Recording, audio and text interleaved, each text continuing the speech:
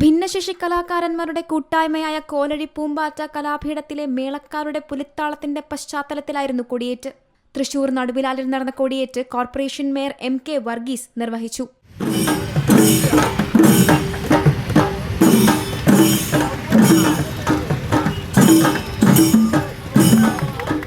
പുലിക്കളിയുടെ നടത്തിപ്പിനായി corporation ഒരുങ്ങിക്കഴിഞ്ഞെന്ന് mayor.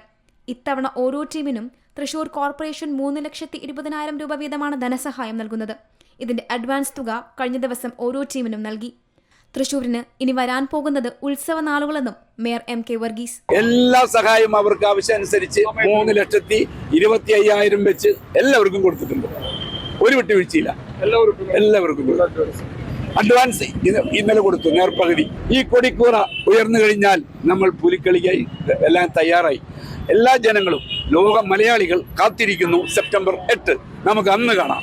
നാലോണ നാളായ September 8-നാണ് ഇത്തവണ പുലിക്കളി. 9 ടീമുകൾ സ്വരാജ് റൗണ്ടിൽ മാറ്റുരയ്ക്കാനെത്തും. Zee Malayalam news, Thrissur.